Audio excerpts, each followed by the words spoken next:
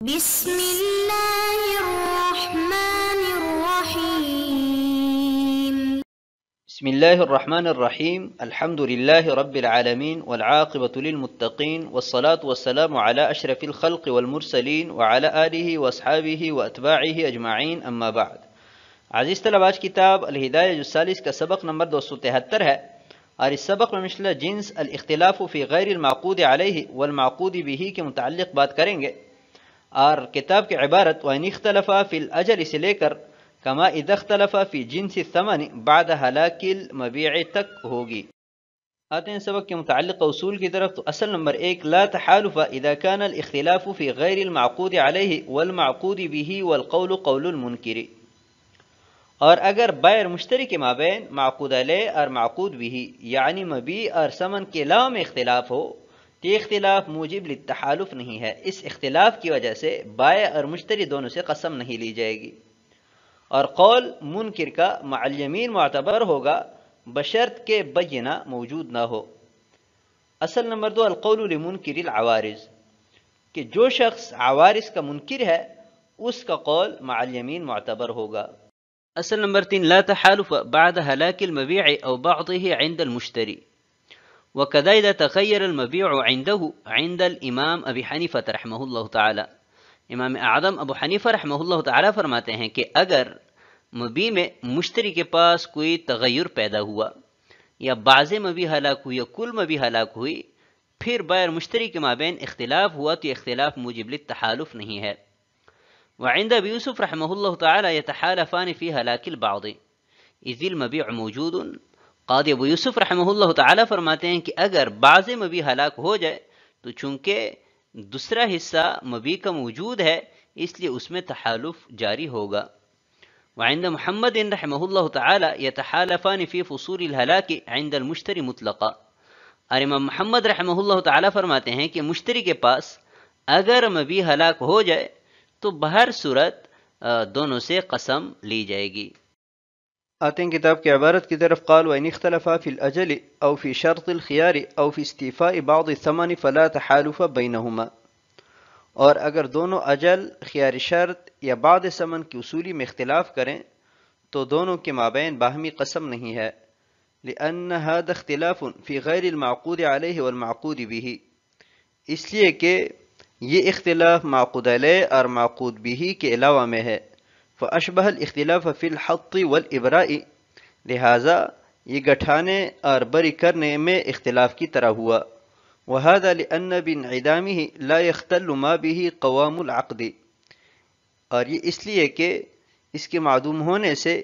اس چیز میں خلل پیدا نہیں ہوتی کہ جس پر عقد کا قوام ہے۔ بخلاف الاختلاف في وصف الثمن وجنسه حيث يكون بمنزلة الاختلاف في القدر في جريان التحالف، برخلاف ثمن اور اس کے جنس میں اختلاف کے، کیونکہ اس میں اختلاف مقدار میں اختلاف کی مانند ہے باہمی قسم کے جاری ہونے میں۔ لأن ذلك يرجع إلى نفس الثمن، اس لیے کہ نفس ثمن کی طرف راجع ہے۔ فإن الثمن دين وهو يعرف بالوصف، اس لیے کہ ثمن دین ہے اور دین وصف سے پہچانا جاتا ہے۔ ولا كذلك الأجل، اور اجل اس طرح نہیں ہے، لأنه ليس بوصف، اس لیے کہ اجل وصف نہیں ہے۔ الا ترى ان الثمن موجود بعد مضیه، کیا تم نہیں دیکھتے کہ اجل گزرنے کے بعد بھی ثمن موجود ہے۔ قال وإن اختلف في الأجل أو في شرط الخيار، اس عبارت کو سمجھنے سے پہلے یہ بات آپ ذہن میں رکھیں کہ معقود علیہ یعنی مبیع اور معقود بھی یعنی ثمن میں اگر اختلاف ہو تو اس صورت میں تو بائع اور مشتری کے مابین تحالف جاری ہوگا، اور اگر ان دونوں کے علاوہ کسی اور چیز میں اختلاف ہو جائے تب دونوں کے مابین تحالف جاری نہیں ہوگا۔ ابھی بائع اور مشتری کا اجل میں اختلاف ہوا، اجل کے ہونے یا نہ ہونے یا کم یا زیادہ ہونے میں اختلاف ہوا، یا خیار شرط میں اختلاف ہوا، بائع کہتا ہے کہ خیار شرط نہیں رکھی گئی، مشتری کہتا ہے کہ خیار شرط رکھی گئی ہے، یا بعض ثمن کی اصولی میں اختلاف ہوا، تو ان تمام صورتوں میں بائع اور مشتری کے مابین تحالف جاری نہیں ہوگا، اس لیے کہ یہ اختلاف نہ تو معقود علیہ یعنی مبیع میں ہے اور نہ ہی سمن میں ہے۔ اور تحالف کا حکم جو ثابت ہوا ہے حدیث مبارکہ میں، وہ معقود علیہ اور معقود بہی میں اختلاف کی صورت میں وارد ہوا ہے۔ اور حدیث سے اس طور پر ثابت ہے کہ حدیث میں اختلف المتبایعان کا لفظ ہے کہ جب بائع اور مشتری کا اختلاف ہو جائے جن سے بے وجود میں آتی ہے، اور یہ سب کو معلوم ہے کہ بے سمن اور مبی سے وجود میں آتی ہے، نہ کہ خیار شرط اور اجل سے۔ لہذا معقود علیہ اور معقود بھی میں اختلاف ہو تب تو حدیث کی روشنی میں بائع مشتری سے قسم لی جائے گی،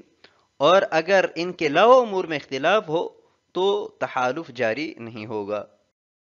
فاشبہ الاختلاف فی الحط والابراء، لہذا یہ اختلاف سمن کے کمی کرنے اور سمن سے بری کرنے میں اختلاف کی طرح ہوا۔ اور حط اور ابراء میں اختلاف یہ ہے کہ مشتری کہتا ہے کہ آپ نے مجھے سمن سے بری کیا ہے، اور بائع کہتا ہے کہ نہیں، بری نہیں کیا ہے۔ یا مشتری کہتا ہے کہ سمن 10,000 سے کم کر کے 8,000 طے ہوئی ہے، بائع کہتا ہے کہ نہیں، 10,000 ہی ہے۔ تو اس صورت میں قاضی صاحب دونوں سے قسم نہیں لیں گے۔ تو جیسے اس صورت میں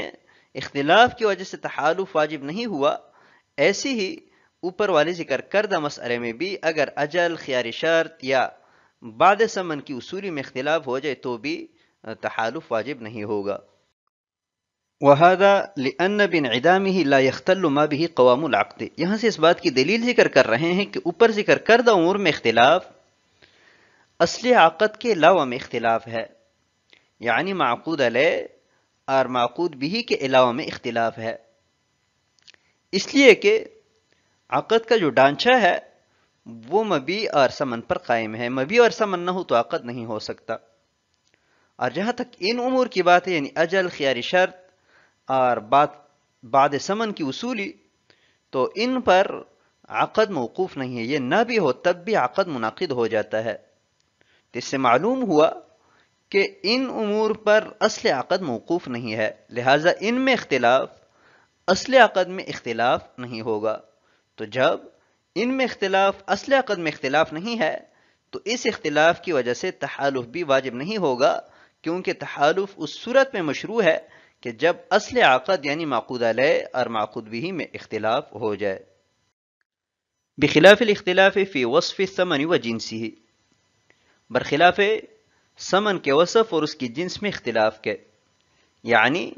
ثمن کے کھرے یا کوٹے پن میں اختلاف ہوا یا اس کی جنس میں اختلاف ہوا۔ ایک کہتا ہے کہ دراہم ہے، دوسرا کہتا ہے کہ نہیں، دنانیر ہے۔ تو جیسے مقدار میں اختلاف کی وجہ سے تحالف واجب ہے، ایسی ثمن کے وصف اور اس کی جنس میں اگر اختلاف ہو جائے تو بھی تحالف واجب ہے۔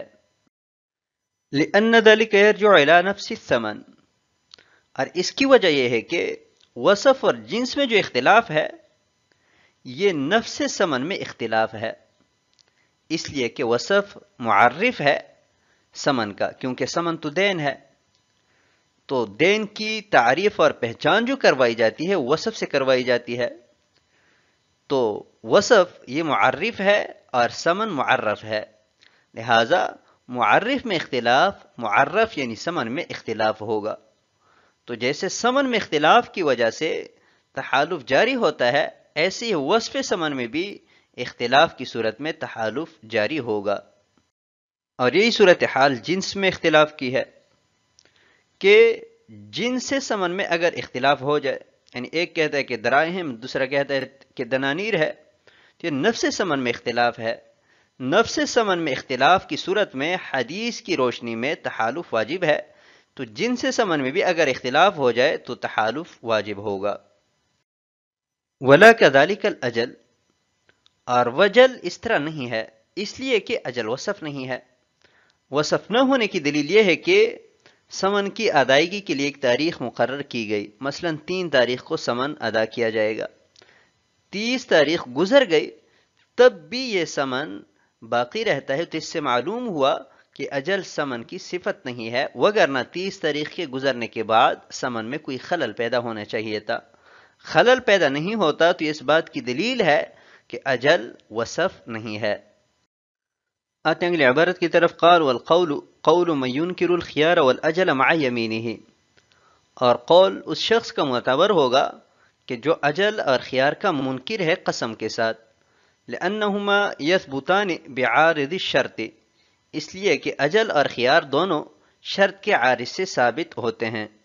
والقول لمنکر العوارض، اور قول عوارض کے منکر کا معتبر ہوتا ہے۔ قال فإن هلك المبيع ثم اختلف لم يتحالف عند أبي حنيفة وأبي يوسف رحمهم الله تعالى والقول قول المشتري، پس اگر مبیع ہلاک ہو جائے پھر دونوں کا اختلاف ہو جائے تو شیخین کے نزدیک دونوں قسم نہیں کھائیں گے اور قول مشتری کا معتبر ہوگا۔ وقال محمد رحمہ اللہ تعالی يتحالفان ويفسخ البيع على قیمة الهالك، اور امام محمد رحمہ اللہ تعالی نے فرمایا کہ دونوں قسم اٹھائیں گے اور بے ہالک کی قیمت پر فسخ ہوگی، وهو قول الشافعی رحمہ اللہ تعالی، اور یہی امام شافعی رحمہ اللہ تعالی کا قول ہے۔ وعلى هذا الاختلاف اذا خرج المبيع عن ملكه، اور یہی اختلاف اس صورت میں ہے کہ جب مبیع اس کی ملکیت سے نکل جائے، او صار بحال لا يقدر على رده بالعیب، یا مبیع کی حالت ایسی ہوئی ہے کہ اس حالت میں عیب کی وجہ سے اس کے رد کرنے پر قادر نہیں ہے۔ قال والقول قول من ينکر الخيار والاجل، سابق میں بیان کیا گیا کہ اگر خیار شرط، اجل یا بعد ثمن کی اصولی میں اختلاف ہو جائے تو تحالف جاری نہیں ہوگا، لیکن مسئلہ یہ ہے کہ قول کس کا معتبر ہوگا۔ تو امام قدوری رحمہ اللہ تعالی ذکر فرماتے ہیں کہ جو شخص خیار شرط یا اجل کا منکر ہے اس کا قول مع الیمین معتبر ہوگا، اس لیے کہ اجل اور خیار شرط دونوں عارض شرط سے ثابت ہوتی ہیں، یعنی اگر شرط لگائی گئی تو اجل ثابت ہوگا، خیار شرط ثابت ہوگی، اور ضابطہ یہ ہے کہ جو شخص عوارض کا منکر ہو اس کا قول مع الیمین معتبر ہو، لہذا جو شخص خیار شرط اور اجل کا انکار کرتا ہے اس کا قول عدم بینہ کی صورت میں مع الیمین معتبر ہوگا۔ قال فإن هلك المبيع، اس عبارت میں ذکر کردہ مسئلے کی صورت یہ ہے کہ مبیع ہلاک ہوئی یا مشتری کی ملکیت سے نکل گئی یا اس میں کوئی ایسی تبدیلی پیدا ہوئی ہے کہ اس تبدیلی کے ہوتے ہوئے عیب کی وجہ سے مشتری رد کرنے پر قادر نہیں ہے، پھر دونوں کے مابین اختلاف ہوا،